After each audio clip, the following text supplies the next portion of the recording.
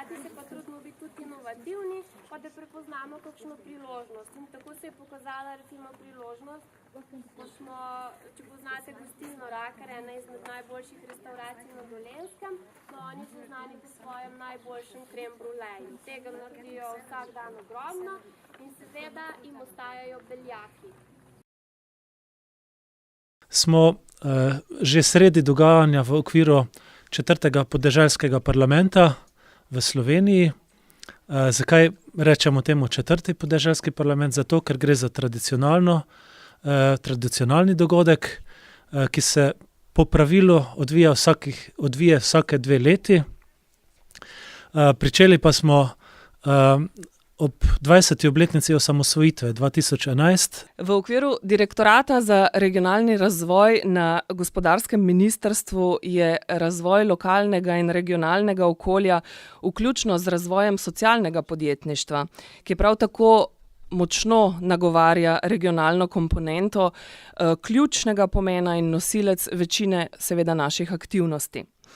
Lokalni razvoj, ki ga vodi skupnost, ki se v programskem obdobju 2014-2020 sofinancira sredstvi Evropskega kmetijskega sklada za razvoj podeželja, Evropskega sklada za regionalni razvoj in Evropskega sklada za pomorstvo in ribištvo, predstavlja glavni generator razvoja za spodbujanje lokalnih in regionalnih ekonomij in skupno je za izvajanje tega pristopa CLLD namenjenih nekaj manj kot 97 milijonov evrov.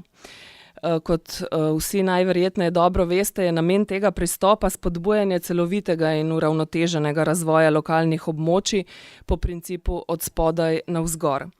Lokalnemu prebivalstvu omogoča, da v okviru 37 lokalnih akcijskih skupin, ki vključujejo dejansko vse občine v državi, aktivno odloča o prednostnih nalogah in razvojnih ciljih tega območja, vključno z viri financiranja za doseganje teh ciljev vse do leta 2023. Regionalna politika v Sloveniji se je v obstoječem programskem obdobju preusmerila v izrazito horizontalno, v katerem je manj sredstev za endogene regionalne spodbude, kot je bilo to v prejšnjem programskem obdobju. Njena uspešnost bo tako v prihodnje bolj odvisna od regionalnih učinkov drugih razvojnih politik, kar seveda zahteva večjo koordinacijo tako na lokalni kot tudi na regionalni in državni ravni. Dogovori za razvoj regij, ki so v pripravi in bodo v skupnem znesku za celotno programsko obdobje vredni okrog 500 milijonov evrov, morajo odgovarjati na ključne potrebe regij in preko skupnih projektov spodbujati tudi razvoj lokalnih in regionalnih ekonomij. Socialna ekonomija, katere del so tudi socialna podjetja, je, kot že omenjeno, prav tako eden od pomembnih gradnikov razvoja lokalnih skupnosti in regij. Po podatkih Evropsko-ekonomskega socialnega odbora je danes v Evropi prisotnih več kot 2 milijona socialnih podjetij, ki so v letu 2010 ustvarila preko 14,5 milijonov delovnih mest in ob koncu leta 2016 po podatkih strokovne komisije za socialno podjetništvo v okviru Evropske komisije so skupaj prispevala kar 8% bruto domačega proizvoda in kar 10% vseh delovnih mest v Evropi. Tako Slovenija kot tudi nekatere druge države članice na tem področju beležimo še številne priložnosti in še neizkoriščene možnosti za nadaljnji razvoj tega sektorja. Zato je Vlada Republike Slovenije kot enega izmed ključnih strateških razvojnih projektov definirala tudi spodbujanje socialnega podjetništva, zadružništva in ekonomske demokracije. V Evropi se danes srečujemo s kompleksnimi izzivi, ki jih obstoječi modeli ne zadovoljujejo več v celoti, zato so potrebne prilagoditve obstoječih ekonomskih in socialnih modelov, ki se vedno bolj obračajo konceptom sodelovalne, delitvene in krožne ekonomije. Skupno jim je, da temeljijo na enakih vrednotah in imajo skupni končni cilj v pametni in vključujoči rasti, ki napredek gradi z združevanjem tehničnih, okoljskih in socialnih oziroma družbenih inovacij. Pri tem je pomembno predvsem skupno sodelovanje med vlado, trgom in civilno družbo, saj se idejne zasnove, razvojne pobude in inovacije običajno generirajo v lokalnih okoljih, blizu realnih potreb. Pomembno je tudi to, da se te lokalne potrebe izmenjujejo med državami in regijami, ker so možnosti za prenos tako idej kot tudi dobrih praks izjemno velike. To pa, verjamem, je tudi eden izmed ciljev 4. slovenskega podeželskega parlamenta in zato si želim, da bi seveda ga v čim večji meri tudi uresničili. Hvala lepa. Pri spodbujanju lokalnega in regionalnega gospodarstva jaz zagovarjam neoendogeni razvojni pristop. Kaj zdaj to pomeni? To pomeni, da tisto, kar ste zapisali v strategije lokalnega razvoja, vse te potenciale, ki jih podeželje ima, želimo pravzaprav razvijati, ampak v tem ne moramo biti sami zaprti v en prostor, zato ker na vse to, kar mi počnemo, vplivajo najrazličnejši zunanji dejavniki. Ne samo to, da nas vplivajo, moramo priznati pošteno, da nam dajo tudi kar nekaj možnosti, tako institucionalne kot finančne. In zaradi tega si ne moramo lastiti, da je ves ta celoten pristop samo endogeni, ampak pravzaprav mu dodajamo oznako neoendogeni. In se tukaj zavedamo, da nas pravzaprav v tem kozolcu zanimajo razmerja, ki nastajajo med ljudmi, med različnimi akterji. Veliko zelo pomembnih akterjev je danes in jutri bo z nami, in pa predvsem med viri, ki v tej pokrajini so. Ali so to naravni, ali so to ekonomski, ali so to prebivalstveni, finančni, karkoli. In mene dejansko zanima, kakšne dejansko dinamike, kakšne odnosi se v tem polju zdaj razvijajo, da bi postopno lahko ukrepili lokalno in regionalno gospodarstvo.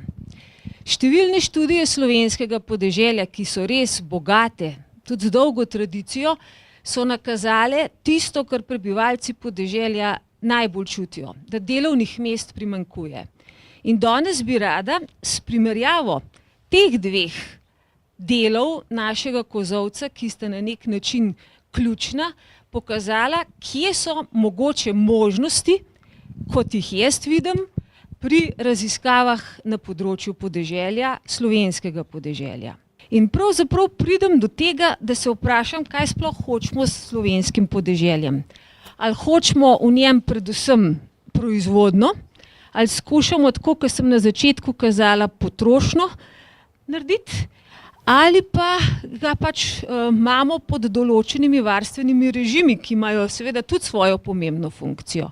Neoendogeni pristop bo zahteval vse vaše zelo smuko narejene lokalne razvojne strategije in rabil bo njegove potenciale, ki smo jih prej pogledali. Ampak pot do lokalnega in regionalnega gospodarstva bo imela nekaj preizkusnih kamnov.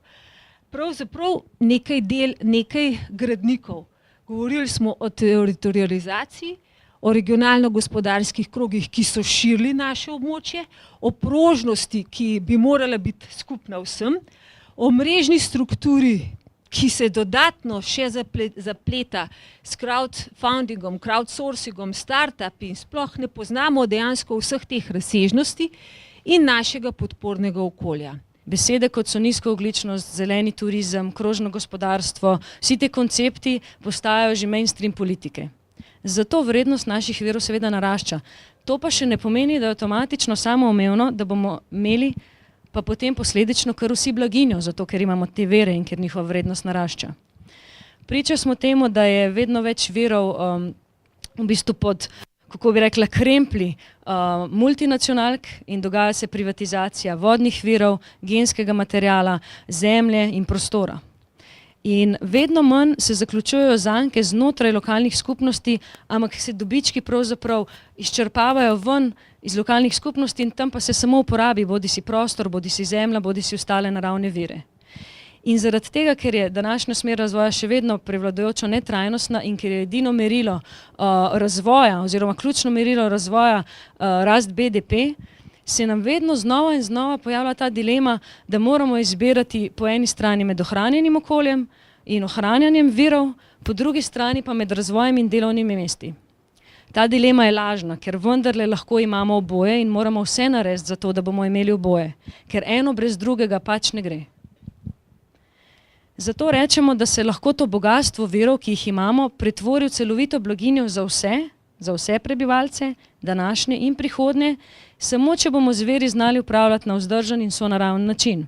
Ampak obenem je pa še ena pomembna točka, da bomo ob tem znali braniti suverenost in gojiti avtonomno razmišljanje. Tukaj pa zdaj pridem do tega skupnostnega upravljanja. Ko smo oblikovali slogan Dovolj za vse, smo seveda mislili s tem, da je dovolj virov za vse.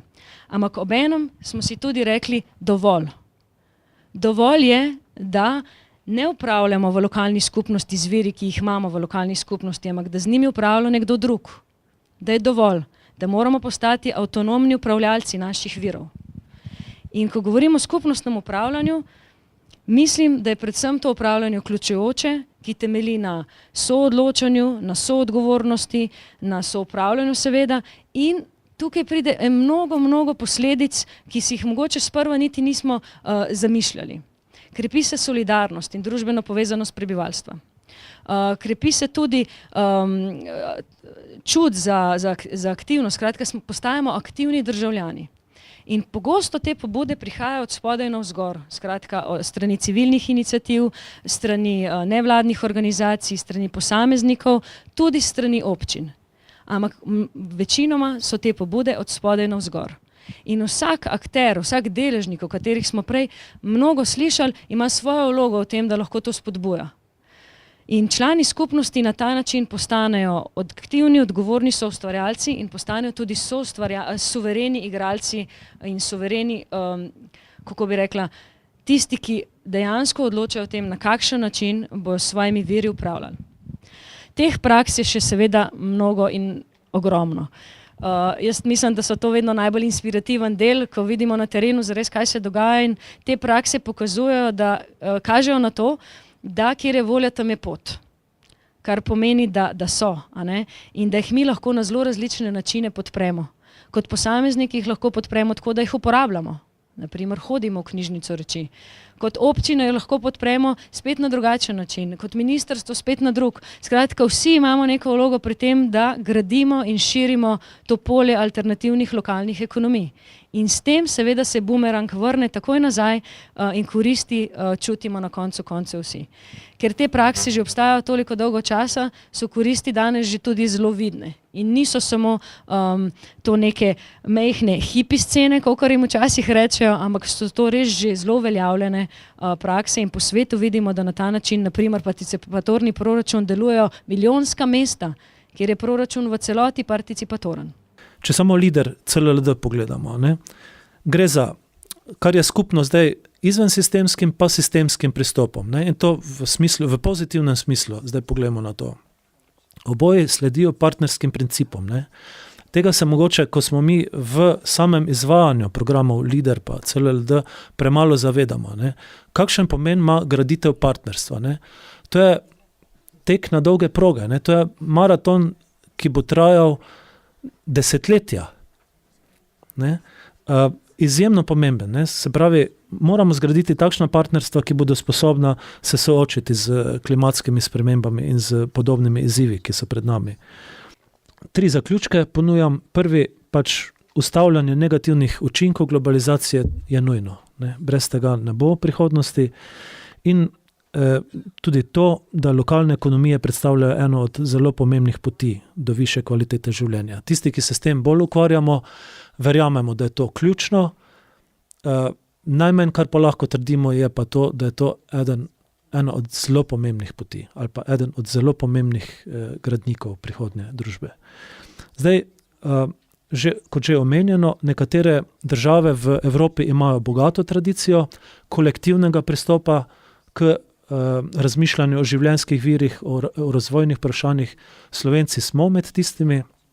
V zadružništvu smo bili lahko rečemo, špica Evrope, ne, evropski prvaki, ampak žal je tega minilo že 100 let, ne, ko smo imeli v Sloveniji tisto zadružništvo takšno, ki je prišlo iz potreb skupnosti, ali zadružništvo v obliki skupnostnega upravljanja z življenjskimi viri. Ne. Zdaj, sodobno zadružništvo je bolj, bi rekel, neka modifikacija tega, ne, bolj sektorsko, malo drugačno, no, od tistega, ki ga imamo pri tem v mislih. In pa seveda nazadnje program LIDER CLLD ima pozitiven vpliv, ne, to lahko zaključimo, in zato bi ponudil za bodoče razmišljanje formulo. Ta formula pa se glasi 15% PRP plus ESS. Tisti, ki ste poznavalci tega področja, veste, ne, se že nasmihate, še prevedem, ne, to bi rekel, kako se že temu slengovsko formulo. Glasi se takole, ne, iz 5% sredstev namenjenih iz programa razvoja podeželja želimo, da se nameni v prihodnem programskem obdobju 3-krat več sredstev, to bi bilo potem 15%. Ne? In še zmeraj bomo samo na 1/3 tega, kar namenja temu programu CLLD Saška, nemška pokrajina Saška. Se pravi, še zmeraj ne bomo evropski prvaki v tem. Če bomo k temu dodali še Evropski socialni sklad, lahko samo upamo, da bomo bolj složni in da bomo lepše lahko gledali sosede in pa sosednje vasi, ko bomo razvijali svoj potencial. Hvala. Nekako imam zdaj občutek iz terena, pa na vseh teh delavnicah, ko smo se videvali, da vam je ta entuziazem za nek uspeh, navdušenost, da naredite nekaj za podeželje ali pa za vašo lokalno skupnost zaradi birokratskih ovir, nekako malo padla. Jaz še vedno ne vidim tega. Jaz sem še vedno v zelo pozitivni luči, zelo pozitivno usmerjena, kar se tiče izvedbe samega ukrepa, sploh pa kar se tiče CLLD-ja. Res, da imam manj izkušenj kot nekateri od vas na tem področju, ne na področju samega kmetijstva, ampak na področju razvoja lokalnih strategij.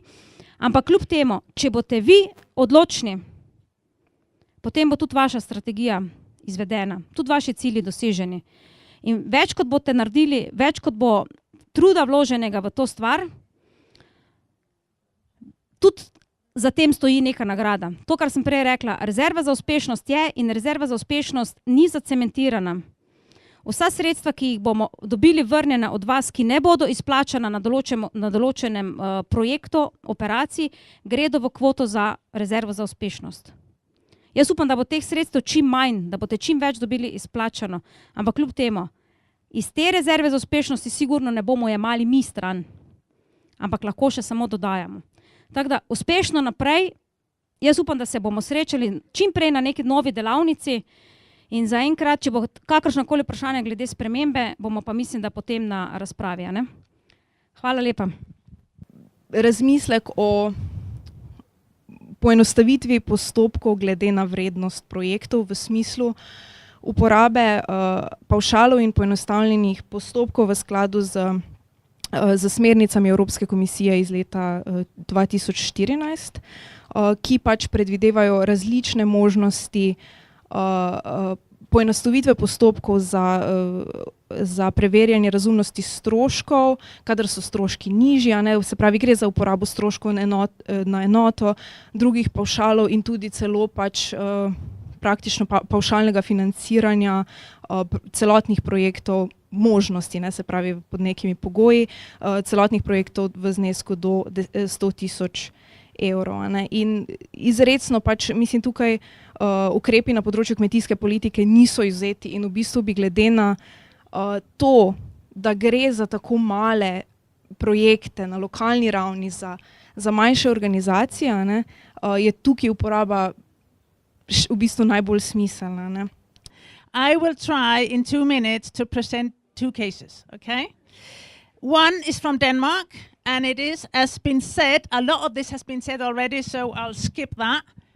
Agriculture in Denmark is not including a lot of people. It's very efficient, it's very much automated. So if you gotta have jobs in rural area, it's gotta be something else.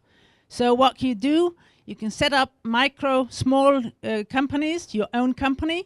To do that, you are able to apply for economic support from the LAG. That is the only economic support you can have. There's no tax deduction of setting up anything like in Estonia or here, nothing like that. So the only source of that is the LAG, it's the leader method. So it's important to us that continues. If the LAG gets an application from a person that wants to do this, he can be supported somehow if it fits, if his idea fits with the strategy in some way. But he might actually be met with sort of a request saying, well, your business plan looks okay, but I think you can improve it if you consider the leader method, if you consider our strategy. So please go back and do something about that. And then they will come back, and afterwards they will tell the LAG that their business plan was improved by including other stakeholders, by including other networks. Really, I'd like to start on a couple of reflections on what we heard just now from the examples of the bureaucratic complexities that CLLDs and those of us who try to make local development happen, what we have to face. Now, what Alina Snuk-Pertlić presented is not unique. Don't think that in Slovenia you're the only ones to suffer through this extraordinary ability of our national administrations to invent irrational complexities and an irrational love of detail that makes us fail to reach this common goal that we apparently all jointly are aiming towards. There seems to be two principles at work that I strongly believe exist. The first principle is that the more you hear the word simplification, and the European institutions have been using this word simplification for a number of years now, the greater is this capacity of our national administrations to invent new complexities and make things slow down. The second principle I believe in is that there is nothing that sharpens the mind of civil servants and politicians at a national or regional level than the threat of losing money. Kot ste videli, recimo kazalniki, ciljni kazalniki, ki smo se jih določili za 2018, so v veliki meri, kar se tiče samo ukrepa CLLD pri posameznih skladih, vsi doseženi na ravni države.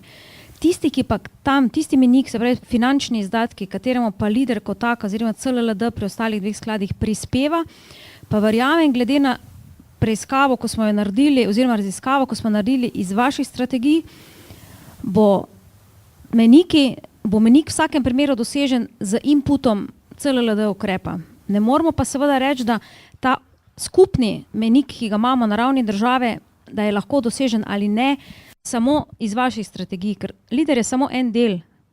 In ta del ni 50%, ampak je manjši del. In če se bodo tudi ostali potrudili po ostalih ukrepih, da se bodo zadeve pospešile, da se bodo začeli sredstva oziroma zahtevke izplačevati, potem mislim, da smo vsi na varni strani. Maybe a question or for debate to our ministers and to the Europe Commission about pre-funding. Especially the NGOs has a very big problem to implement their projects because they all have to pay in advance.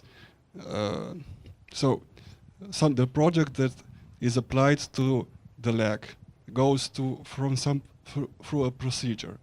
Then it is applied to the managing authority and again goes through the procedure. And there is just a little problem to implement that project. When it is finally decided by the managing authority that it is given the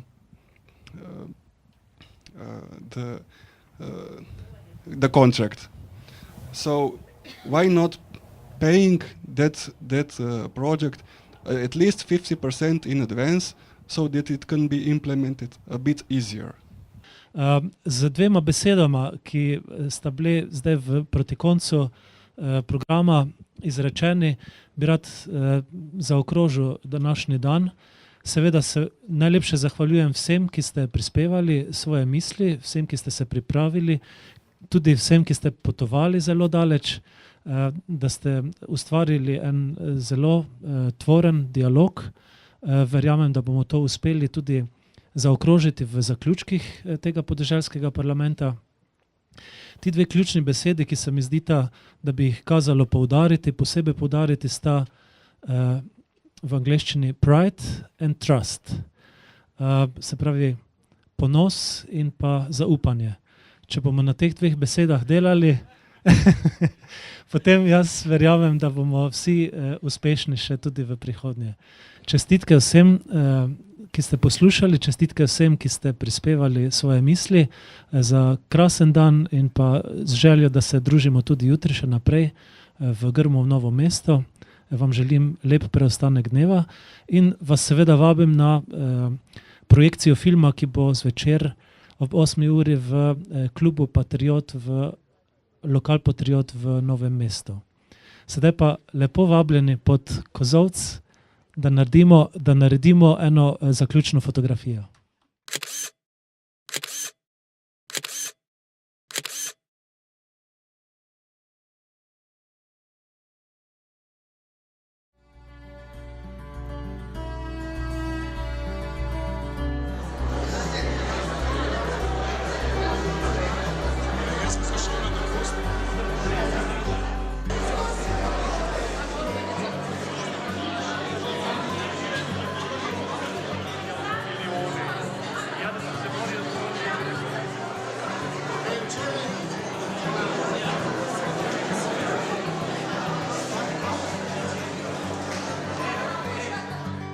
Lepo pozdravljeni in dobrodošli v Dolenjskem, dobrodošli v Novem mestu, tu pod Trško goro, na Grmu, Centru biotehnike in turizma. Tale pozdrav pa bi zarekal v imenu organizatorjev podeželskega parlamenta, to so Društvo za razvoj slovenskega podeželja ter partnerji mreže za podeželje. To so Ministrstvo za kmetijstvo, gozdarstvo in prehrano, Kmetijsko-gozdarska zbornica Slovenije, Zadružna zveza Slovenije, Gospodarska zbornica Slovenije, Zbornica kmetijskih in živilskih podjetij in Zveza slovenske podeželske mladine. Dobro dan, spoštovani gostje, spoštovani podpredsednik državnega zbora, gospod minister, vsi visoki gostje, predstavniki komisije in tudi predstavniki iz 11 evropskih držav. Lepo pozdravljeni. Vidite, smo letošnji 4. podeželski parlament razširili tudi v mednarodno dimenzijo. To nas zelo veseli. Prispevamo k evropski kampanji, tudi v Evropi se dogajajo podeželski parlamenti in slovenski glas je tam vedno dobro zapisan, zato ker smo glasni, čeprav smo majhni. Velik poudarek danes bomo dali razmislek o tem, kakšna naj bi izgledala skupna kmetijska politika po letu 2020. Zelo pa se želimo, da bi tudi danes, tako kot smo to počeli na prejšnjih podeželskih parlamentih, močno utrdili vez med civilno družbo in pa državo. Ta partnerski odnos se nam zdi izjemnega pomena zaradi tega, ker smatramo, da parlamentarna demokracija sama po sebi ne zadošča za velike izzive, pri katerimi se je znašla družba nasploh, ne samo slovenska, nasploh, svetovna družba, in zato ponujamo podeželski parlament kot obliko participativnega načina demokracije, ki naj prispeva tudi tisti glas malega človeka, glas tistega, ki sicer nima veliko možnosti, da bi se slišali. Spoštovani podpredsednik državnega zbora, minister, gostje iz Brusla in seveda iz naših hiš, tako političnih, kakor tudi civilnih. Mislim, da je v naši hiši to posebej praznik, čas, da smemo biti gostitelji tega zelo, zelo pomembnega dogodka. Ja, tudi v našem centru si želimo diskusij, ki so pomembne za naše diplomante, bodoče kmete, bodoče živilce, gimnazijce in seveda si želimo, da bi bila ta bodočnost vedra, da bi bila pozitivna in seveda tudi na področjih, katere pokrivamo, optimistična. Ja, res je. Tukaj dajemo odgovore na vprašanja. Kaj bomo jedli, v kakšnem okolju bomo živeli in še posebej s kakšnimi vrednotami. Ali bomo sužili nekemu samo kapitalu, orodje za ustvarjanje dobička, ali pa bomo ostali še ljudje. Na našem podeželju si želimo nekaj drugega. Ostanimo ljudje, pozitivni in seveda tudi v svojem poklicu srečni. Vse pogosteje se namreč zdi, da je globalizacija konec. Nekateri si za označevanje tega trenda sposojajo pojem sociologa dr. Rolanda Robertsona, glokalizacija.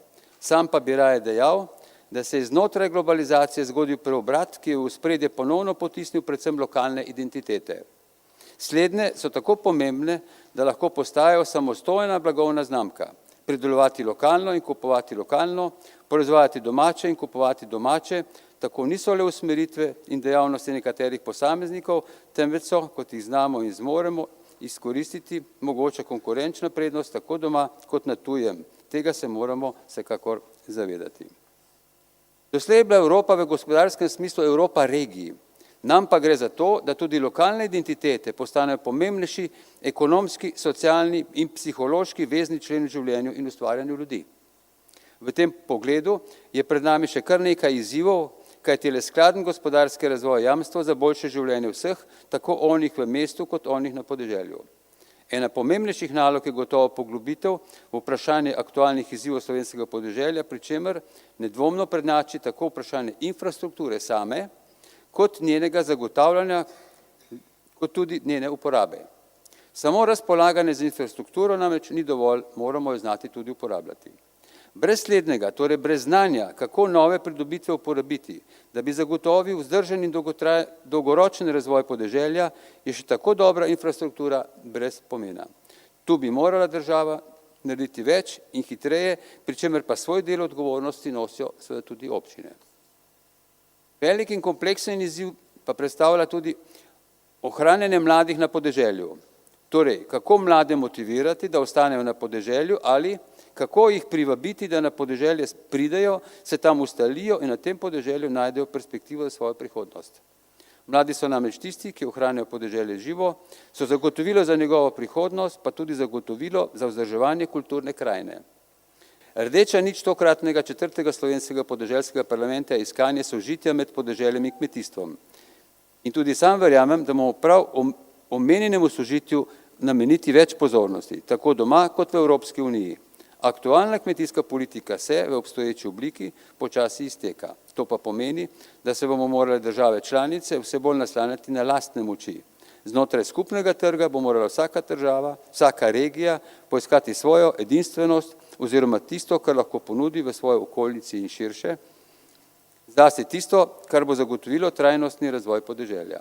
Ob tem pa se moramo zavedati, da bo podeželje trajnostno le, če bo trajnostno tudi kmetijstvo, ki se bo na njem razvijalo. In pomembno je, da se zavedamo, zakaj podeželjski parlament. Gre za idejo, da v reševanje težav podeželja, reševanje izzivov, ki so pred nami, pa tudi izgradnje boljše bodočnosti, je vključenih čim več ljudi. Torej, ideja podeželjskega parlamenta je, kako vključiti tako v odločanje, kasneje pa tudi v nadzor ljudi, ki živijo na podeželju. V Sloveniji podeželje predstavlja skoraj 90% našega ozemlja.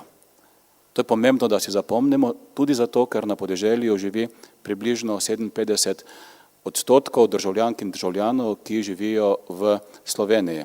Že zato je podeželje tako zelo pomembno.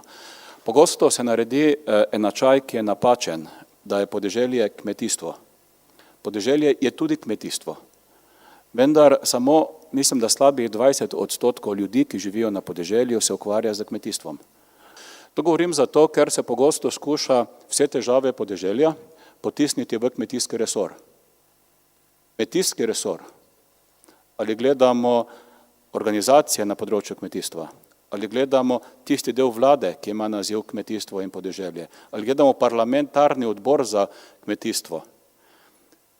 Te inštitucije ne morejo reševati vseh težav, ki so na podeželju. Povsem upravičeno pričakujemo tudi vso skrb infrastrukture, zdravstva, šolstva in vseh ostalih, da enakomerno razvijajo slovenski prostor. Ta pretiran pritisk na pocenitev hrane, to pričakovanje, ki ga ustvarjajo vsi, da je nekaj najbolj normalnega, da se hrana dobi po diskontni ceni, marsikoga tudi zlomi. Jaz sem vesel, da je teh afer v Sloveniji malo ali da jih skoraj da ni, vendar marsikoga ta neverjetni pritisk zlomi. Ta pritisk je nedostojen in je splošno prisoten. Kamorkoli prideš, govorijo o tem, kako poceniti kmetijsko proizvodnjo, medtem ko se jasno vidi, da se težave v kmetijski proizvodnji samo povečujejo. Vsi od nas zahtevajo prilagoditi se klimatskim spremembam.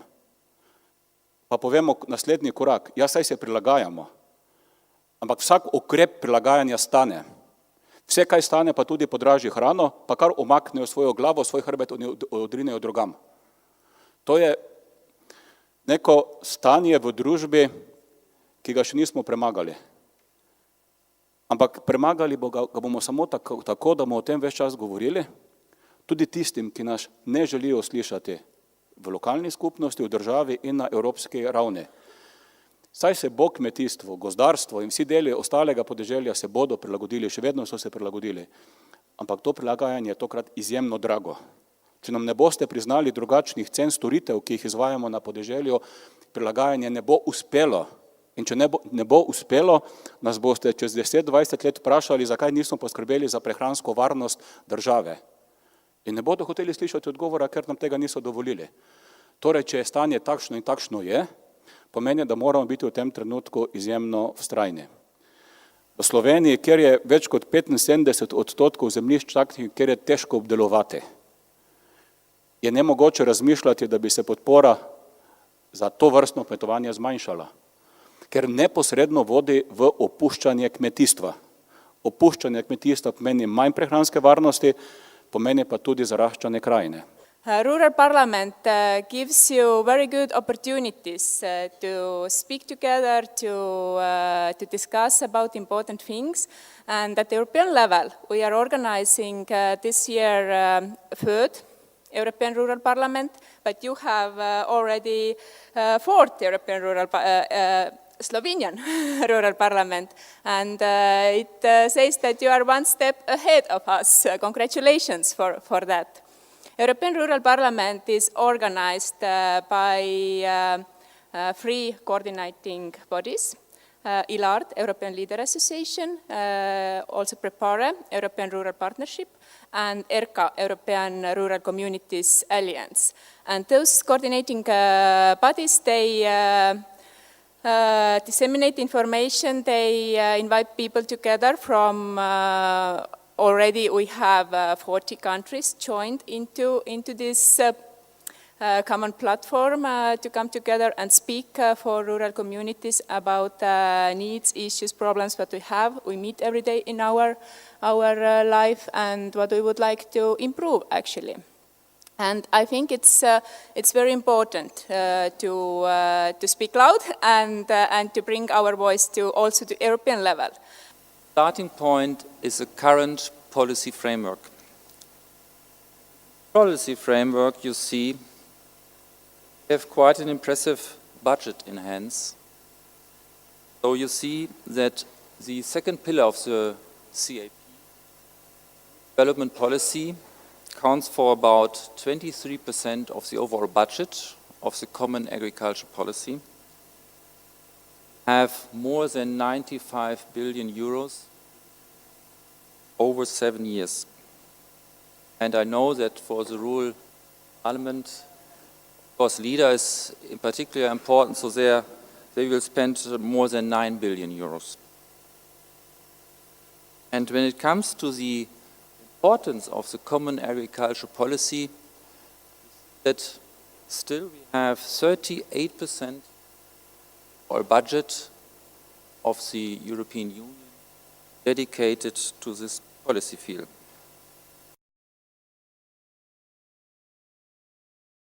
Ugotovili smo, da je infrastruktura osnova, pravzaprav temelj razvoja podeželja in ustvarjanja delovnih mest. Nič kaj novega, ampak ko smo pač ugotavljali, smo en kupec nekih podpornih dejstev dali k temu, da dejansko brez dobre infrastrukture ne moremo nič narediti. Ugotovili smo, da mora biti ta infrastruktura enakovredna tudi tisti infrastrukturi, ki je v urbanih območjih. To pomeni, da ne sme biti neke velike razlike med eno in pa drugo, torej na podeželju moramo imeti iste možnosti, kot jo imajo na urbanih območjih. Predvsem mora biti infrastruktura ekološko sprejemljiva in pa dostopna vsem. No, potem smo šli na spodbude in pa ovire zaposlovanja na podeželju. Potem smo ugotavljali, da so spodbude, ki bi spodbudile pravzaprav nova delovna mesta pa zaposlovanje, predvsem dobro razvita infrastruktura. In pri tem ne govorimo samo o infrastrukturi v smislu komunalne, torej novih cest ali pa kakršnekoli še, recimo tudi digitalne infrastrukture, ampak govorimo tudi o institucionalni infrastrukturi, pri tem pa govorimo, oziroma smo se pogovarjali o tem, da bi morala biti decentralizirana uprava, da bi ljudje imeli lažji dostop do inštitucij državnih, nižji prispevki, poenostavitve postopkov. Pri tem poenostavitve postopkov je jasno, da mislimo tudi na birokracijo, ki je pri nas izredno velika. Prostori, kjer seveda poleg akterjev je za medgeneracijsko sožitje pomembno tudi, da ima ta zgodba svoj prostor, pač se ljudje lahko nekje srečujejo. Zdaj v mestnem okolju so to zelo danes poudarjeni medgeneracijski centri. To je seveda urbana zgodba, podeželska zgodba pa ima lahko in tudi ima svoje značilnosti, lahko je cela vas kot celota tak prostor, kjer se generacije med seboj srečujejo in izmenjujejo znanja, mladi pomagajo starejšim pri storitvah, starejši mentorirajo mlade, mladi tudi pomagajo starejšim pri raznih opravilih, jih prevažajo v zdravniku in grejo v trgovino in prinesejo zdravila in tako naprej. Pač vse te zadeve kot vas lahko deluje. Normalno, da če gledamo gospodarstvo, je pač storitev ena izmed gospodarskih panog, se pravi to terciarna, in to je turizem, trgovina, posredništvo, vse to. Ampak mi smo to šli pol pregledovati skozi 4 temeljna vprašanja, kaj je zadovoljivo, kaj so tiste stvari, ki bi jih kot prihodnost v sklopu medgeneracijskega bivanja, kar smo poudarili, v sklopu tega, kaj nam kot svetovalnega orodja, to so vse ideje bile od udeležencev z namenom, če bi bili določeni pogoji, kaj bi vi začeli in kaj vidite, da bi pa zato, da bi pa res začeli tudi potrebovali. Na ta način smo potem na koncu skozi te diskusije poskušali v skupinah najti predloge, ki bi lahko kot storitev na podeželju zaživeli, in teh je bilo 18, pač predstavlja sem par večjih. Identificirali smo 4 ukrepe, ki so pomembni oziroma bodo pripomogli k dvigu samooskrbe, in sicer člani delavnice so izpostavili nujnost novih tehnologij. Pomembno področje je tudi znanje in pa izobraževanje, kot tudi povezovanje. Večkrat pa je bila na sami delavnici izpostavljena tudi zakonodaja, ki je velikokrat zapletena in pa tudi nerazumljiva slovenskemu kmetu. Značilnost današnjega časa je, da vsi poudarjamo in govorimo o tako imenovani trajnosti virov, multifunkcionalnosti, ekosistemskih storitvah, celovitosti, upoštevanju vseh deležnikov, pa vendar v vsakdanjem življenju je občutek posameznikov prav nasproten. Upravljavci, lastniki, uporabniki naravnih virov se počutijo omejevane v svojem delovanju, ogrožene, varuhi okolja in narave pa vedno znova izigrani in nekako imajo občutek, da se vse vrti narobe. Pa smo se vprašali, kam pa bi šli in kam bi radi prišli v 3 letih od danes. Pa smo sklenili, da čez 3 leta bomo povezani. Vsaj tisti, ki smo sedeli v tisti sobi, pa vsak nosi svoje odgovornosti. Na tem ali onem ministrstvu, v šoli, v državnem svetu, v kakšnem drugem zavodu, zavarovanem območju, vse povsod. Povezali bomo sektorske politike, baze podatkov. Kakšno je stanje na področju znanja, nek presek tega, o čemer smo govorili. Zanimivo, da je zelo močno izpadlo to, da imamo neusklajeno izobraževanje s potrebami razvoja podeželja. To, da praktično podeželja v šolskem sistemu ni in da bi pač morali pregledati in dopolniti programe na vseh ravneh, od osnovnih šol, še posebej pa na univerzitetni ravni. Potem ključen faktor, ki seveda preveva današnjo Slovenijo na področju kmetijstva in podeželja, pa tudi na drugih področjih, je šibko sodelovanje med inštitucijami znanja, med upravičenci, do upravičencev in da je to zelo v bistvu vrednostno nastavljeno. Imamo problem vrednot in zaupanja. Zaupanja med upravičenci, med kmeti, da ne govorimo kmetov do inštitucij. Potem pri ukrepih bi morali dejansko prestreliti vso kmetijsko politiko skozi foro znanja, torej osrednji element podpor, ne financirati počez, ne se iti redistributivno politiko, ampak vsako sredstvo javno bi moralo vedeti, kakšen rezultat prinaša. Ampak definitivno imamo v vsem javnem sistemu, v vseh inštitucijah resne težave. Mi rabimo notranje strateške reforme, kajti brez inštitucij ni razvoja in vse naše inštitucije so obstale nekje sredi ali pa konc 20. stoletja. In tukaj je potrebno se velike premike narediti tudi pri organiziranem sodelovanju in medsebojnem zaupanju. In pa ta interdisciplinarnost se je izkazala kot nekaj, bom rekel, ključno sporočilo naše delavnice. Potrebno je podpirati posamezne vede, discipline so preveč omejene v svojih izhodiščih, potrebno je iskati širše rešitve in to se moramo šele naučiti delati. Da pa se moramo vprašati, in to je v bistvu bilo polno silni del razprave okoli kvalitete sodelovanja, kakovosti znanja, o samih rezultatih in kje so ta prave vrzeli. Seveda imamo kar nekaj individualnih dosežkov na različnih področjih oblikovanja, prenosa, kreativnih rešitev pri kmetih, v znanosti, v svetovalni službi, da pa na nek način kolektivno zaostajamo. Druge teze so bile vezane na vlogo posameznikov in družbe in vsi smo izhajali iz tega, da na nek način imamo neizkoriščene potencijale in da kreativnost in pristopi ne zadoščajo ali pa potencijali pač niso izkoriščeni ne na ravni posameznikov, ne na ravni, predvsem pa ne na ravni organiziranih skupin posameznikov. Vse državne inštitucije ali pa saj večinoma, recimo pošte, ne vem, tudi druge recimo inštitucije, recimo od policije in tako naprej se umikajo, zaradi tega, ker vsi hočejo zdaj, da delujejo na nekih kapitalskih osnovih ali pa je država saj lastnik teh inštitucij.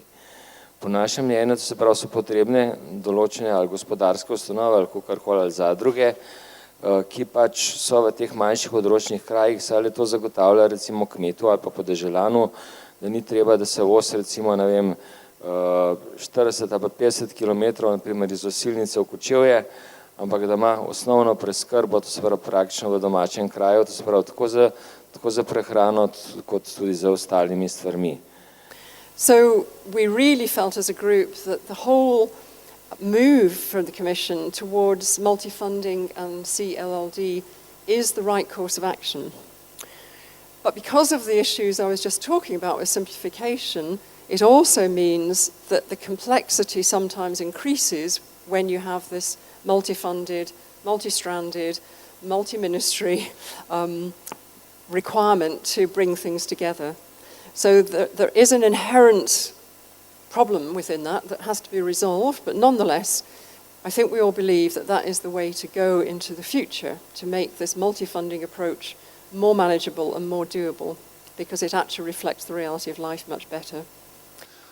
Tisto, kar je bil poudarek delavnice in bi ga poudaril mogoče na prvem mestu, neposredna plačila, proizvodno vezana neposredna plačila za proizvodno hrane.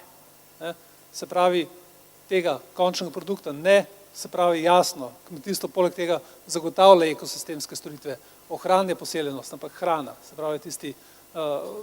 pravi je tista osnovni posel pravzaprav, ki ga družba od nas pričakuje in na to naj bodo vezana, se pravi tudi neposredna plačila. To je zelo močno izvenelo v delavnici. Vendarle,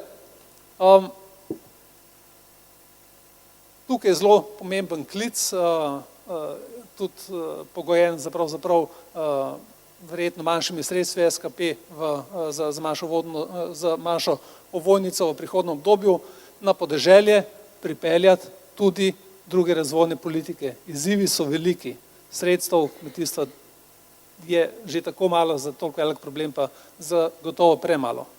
Hvala lepa za to možnost in lep pozdrav.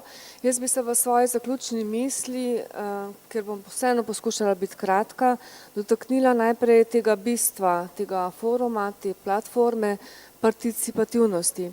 In sicer to je res tista prava žlahtna participativna demokracija, zato ker je ta parlament potekal na način, da je izluščil neke skupne misli, neke skupne ideje za prihodnost v teh delovnih skupinah, se pravi, je soočil različne interese in jih nekako artikuliral v nekatere skupne misli. Seveda še zmeraj smo mi dobili samo skupek idej, to je bilo lepo povedano, kdo bo zdaj iz teh idej naredil zaključke, zaključke bojo seveda prišli čez naslednje faze. Ampak to je razlika od tega, kar sicer delamo vsak dan, ko recimo k nam na ministrstvo prihajajo na desetine dopisov, želja, mailov, kaj nekdo bi. Neodvisno od tega, kaj bi okolje okrog njega, kaj bi drugi sektori, kaj bi širša skupnost, soočamo se s posamičnimi željami, ta parlament te posamične želje, misli, potrebe prinese skupaj in tudi išče rešitve skupaj. In to se mi zdi tista res velika dodana vrednost tega foruma in za kar se zahvaljujem organizatorjem, tako Društvo za razvoj slovenskega podeželja, kot seveda svojim sodelavcem. Dve besedi sta se kot ene buzzwords, bi rekla, ponavljali. Eno je odpornost kmetijskega gospodarstva, pa jaz ne bi rekla kmetijskega gospodarstva, kar kmetijstva ali pa podeželja nasploh, če smo tukaj, in na drugem mestu ta beseda sinergije. Namreč, kaj pa je odpornost? Odporen organizem je zdrav organizem in zdrav organizem je tisti, ki funkcionira kot celota v vsej svoji polni moči, ne da ga zdraviš enkrat z enim zdravilom, drugi z drugim zdravilom, z enim pripomočkom. Se pravi, tako podeželje pa tako kmetijstvo si želimo. In to na vseh ravneh. Če govorimo danes, ker smo imeli te teme, v družini pa med generacijskimi odnosi, če govorimo o sosedih, če govorimo o vasi, kmetijstvu, podeželju ali pa družbi nasploh, katerega del podeželja je. In kakšno bi bilo idealno podeželje? Idealno podeželje bi bilo, da bi kmetije, kakršne so, ki so še trajnostno naravnane, ker so mehne, lahko živele, ker bi zato, ker živijo v hribih ali pa na težkih pogojih dobile to razliko plačano, ki bi skrbele, da bi kmet skrbel za vodo, za habitate in za te reči, ker bi vedel, da je to trajnostno in dolgoročno edino prav in koristno tudi za njega, da bi potrošnik, tako kot je lepo Luka rekel, vse to plačal skozi ceno in da bi celo država plačala to, kar bi rabil, zato, kar je govoril recimo dr. Erjavec, več znanja, boljše institucije, več vlagati v inovacije in podobno. Se pravi, to bi bilo idealno podeželje. Čakata nas dve kampanji. Ena kampanja sledi v Sloveniji. Najmanj, kar si lahko obetamo, ali pa najbolj skromna ambicija v zvezi s tem je, da poskušamo s povzetki in zaključki tega podeželskega parlamenta priti v iz polja participativne demokracije v polje predstavniške demokracije. To se pravi, pod narekovaj, napasti državni zbor skozi odbor za kmetijstvo in odbor za gospodarstvo, da se soočijo z temi problemi in da tudi o teh razmišljajo. Kljub temu, da je velikokrat moda ali pa javno mnenje usmerjeno, ali pa prevečkrat javno mnenje usmerjeno daleč onstran problemov, s katerimi se srečujemo na podeželju. To je prva kampanja. Druga kampanja bo šla v smeri evropskih institucij, najprej v naslednjem mesecu preko Evropskega podeželskega parlamenta. Vi ste danes povedali, kaj bi bil idealen podeželski prostor. Mi, pač vi kot organizacija, mi kot ministrstvo smo zato tukaj, da k temu težimo. In od tega, koliko smo se sposobni temu približati, je odvisno, kakšno podeželje in družbo bomo imeli. Zahvale grejo seveda na čisto koncev partnerjem četrtega podeželskega parlamenta, sodelavcem Društva za razvoj slovenskega podeželja, sodelavcem Ministrstva za kmetijstvo, gozdarstvo in prehrano, sodelavcem Kmetijsko-gozdarske zbornice Slovenije, Zadružne zveze Slovenije, Gospodarske zbornice Slovenije, Zbornice kmetijskih in živilskih podjetij, Zvezi slovenske podeželske mladine in nenazadnje tudi Ministrstvo za gospodarstvo, razvoj in tehnologijo in programu Evropa za državljane, ki so tudi finančno prispevali k temu dogodku. Nasvidenje čez 2 leti.